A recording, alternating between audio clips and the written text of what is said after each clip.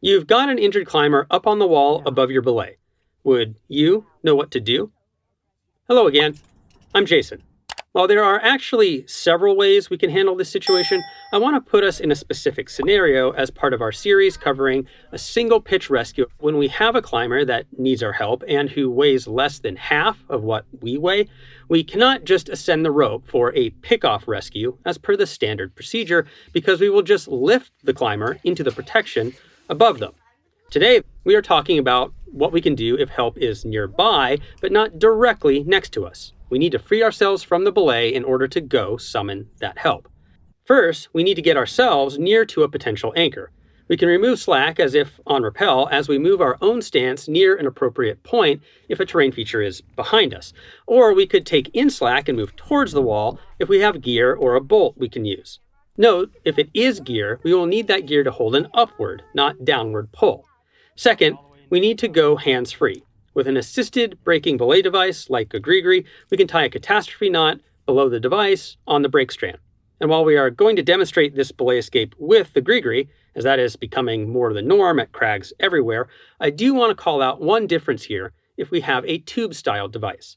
With a tube-style device, A, we don't have immediate tension on the rope from an assisted brake, so we need to maintain tension, and B, a simple bite knot could get jammed into the device's tubes if we get a sudden shift from the climber above.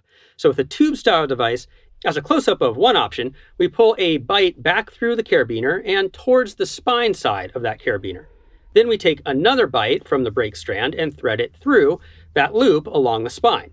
Extending our final bite, we bring it up above the device and tie an overhand finishing knot with about 30 centimeters of tail. Next, we need to build that anchor. We can add a sling, but I prefer to use the rope if we have enough extra rope in the brake strand, as we are going to need a sling or cord in a moment. Simple and fast is good, so I use a snap method bowline.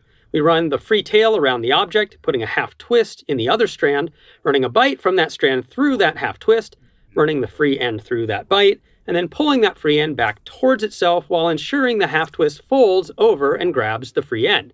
We want at least 30 centimeters of tail, and then we can tie an overhand with the free end as a stopper. Now, there's a lot more that goes into choosing a terrain feature and making a good anchor, so much so that we did an entire video dedicated to that one topic. There's a link in the description. We also will need a master point, so a simple overhand on a bite does the job. Our next major step is to transfer the load off of the belay device by adding a sling or cord as a friction hitch to the rope. We add a clem heist, and you can watch a short we did on how to tie that hitch. There's another link in the description. A cordelette works really well here, or a long sling like a triple or quad length can work. We want to connect this to our anchor master point with a releasable hitch, so we are going to tie a Munter Mule overhand, or MMO. We add a locking carabiner to the master point, tie our Munter hitch, and you can watch an entire video we did on the Munter hitch, its uses, and the multiple ways to tie it. There's yet another link in the description. Now we tie our mule knot, again making sure the twist is gathering all the strands, and add our overhand with plenty of tail. As a side note, if we truly have a lot of tail in our material left, we can simply pass the long tails through the bite in the mule knot and not add the overhand. Now we tighten the friction hitch so that the cord is taking the load and transferring it to the anchor. At this point, we can get ourselves and our device out of the system, making sure to control the brake strand at all times. As we let slack through, we ensure the friction hitch is holding. Once we see that it is, we can add more slack through the device, loosening it and then removing it from the rope. We are now free, but we don't want to leave our climber secured on only a friction hitch. So we want to take the now unloaded rope coming from the climber and secure it back to the anchor.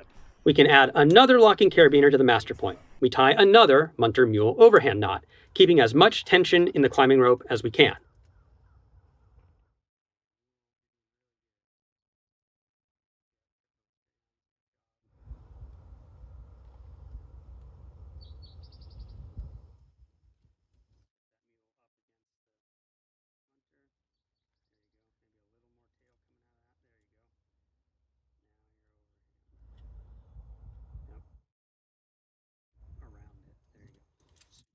Now we can undo the releasable MMO we had with the cord or sling using the last step Munter hitch to lower the weight from the cord until the rope fully takes the weight.